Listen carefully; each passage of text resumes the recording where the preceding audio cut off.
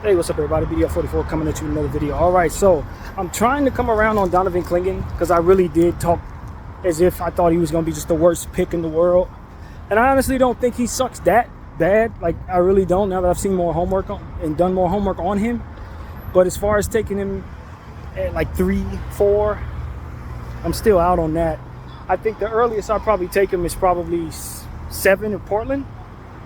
And what I'm looking at when I look at that player is essentially defense, man. Big body defense. Somebody that I can put in front of a big player who's heavy like Jokic and hopefully get some stops. But as far as him helping offensively, passing the ball, yes. He can pass the rock. He can definitely be a connective piece in that way, as I already knew. But as far as like his mobility and just what I expect from him overall, I think the bust potential is real there. I think the floor is pretty high if you want him to be a nice defensive player. But I think the ceiling is pretty low if you're picking that high in the draft, man. I just think he's benefiting a great deal from being a defensive anchor on the UConn team that won the NCAA tournament, if I'm not mistaken, although I didn't follow it. But as far as what I expect from him, he's a nice big body, man. He's a smart defensive player, but he's not very mobile, and you're not expecting him to play a whole lot of minutes. And that's the problem with taking a guy that high. You expect him to play, what, 25 minutes? Now, if he's in a rotation, like somewhere like Memphis, where Jaren Jackson can both play the 5 for him, and he can come in and slip in at the 5 permanently and let Jaren play the 4. If you got that type of situation, he'd be great. I said I liked him for the Lakers situation. They're trying to sell us on the idea that he could be a competent spot-up three-point shooter. If that 3-ball falls, I go up in regards to my take on this guy. But I don't expect him to be in the paint at all. I don't think he runs the floor particularly well. I think he renders you a half-court team to a degree, and can get played off the floor if you're asking him to play the perimeter. Against stretch 5s like Jokic, he ain't gonna really have a whole lot of success because I don't think he can track out there. So you're still gonna have a lot of needs, and for you to be taking somebody that high, you're still gonna have to supplement a lot of what he doesn't bring to the table on both sides of the floor. So for me, it's like, if I'm paying attention to Donovan Clingan and what I expect him to become, I just don't think it's worth it to take him that early unless you just have a bad hole in the defensive area. If you have a hole in the defensive area, another $200. Bro, I did not. That's how I go on the streets. He seems angry. As long as he don't put his hands on me, I don't have to bother him. But anyway, as I was saying, Donovan Clingan is a player that I personally think can be better than I said he was going to be. That's what I'm here to say. I don't want people to think I think this guy's the worst player in the world and he should be undrafted or nothing like that. I don't think that. It's just for what it is that I need him to be.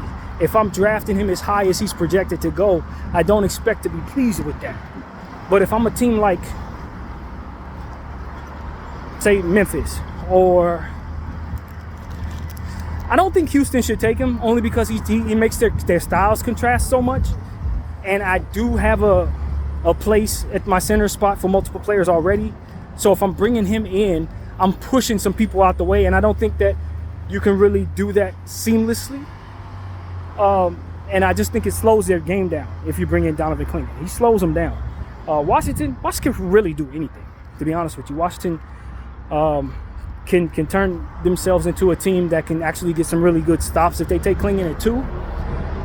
However, I just think that there's some more diversified rebuilding type pieces that can do more for you that you can get at the 2 range. You can luck out and take a piece that can be a part of a lot of different situations if you use your second round pick on the right guy. Your second pick overall, rather, on the right guy. A guy like Clingan is more of a specialty piece for interior defense, rebounding, and ultimately having one of those big, huge guys. That's a huge guy. You know, I think he can give you some really good defensive stuff on a team that has that identity like Memphis. To grit and grind. They are used to having defensive anchors in the paint. You got offensive players like Ja Morant and different guys like who else is on that damn Memphis team? There's plenty of dudes on there who can get their own shot, so there's not an issue. But what you don't want is to be a team that doesn't have a whole lot and then bring yourself a defensive anchor and the rest of your talent sucks. And you still have pieces you need, and here you go using a second overall pick on this particular piece. I just don't think he's the right piece for that type of situation. You're talking about rebuilding, we're starting from scratch. Okay, bring me Donovan Clingan? Hell no, I ain't bring myself Donovan Clingan. I'm gonna bring myself Reece Shea. I'm gonna bring myself Sarr. I'm gonna bring myself, I don't think it's too many of those in this draft, to be honest with you. But he's a nice piece. But to me, he's more of a win now piece. You got to have your wings already in place. You got to have your shooters already in place. And if you're the Washington Wizards, do you have those things? Nah, you need more swing players that can play multiple positions and be in the fast break and be in all different types of stuff. Ball handlers and all different types of stuff. So that's why I think Washington should ultimately pass on that piece. I don't agree with people who say, yeah, they should be able to get away with him because they have a need for everything. And they could use him. But your second overall pick, hell no. If you're going to take Clingan, you should trade down. Washington should trade down. So that's the thing. Does Washington love Clingan that much? And if so, I'm sure they could trade down to Houston. It shouldn't be nothing to trade down a few spots. Trade down to Detroit. I'm sure Detroit would love to have a second overall pick. So these are the type of things I just think are more necessary than reaching for a guy. I don't think you should reach for anybody in this draft, to be honest with you. None of these guys are, in my mind, worth reaching for. If you have somebody out of range that you really want, just trade down. So that's my thinking. But I did want to come here and let everybody know that I did a little more homework on Clingan, and I'm a bit higher on him than I was when I was telling y'all I think that he's not going to be any good. I think he can be a hell of a defensive piece on a win-now team that has plenty of shooters but no interior defense. You know what I mean? If you don't have no interior defense, you know where I think Donovan Clingan should go? Truthfully, Golden State Warriors. The Golden State Warriors. That's exactly where I would put Donovan Clingan right now. I put him on the Warriors because they have an interior defensive need.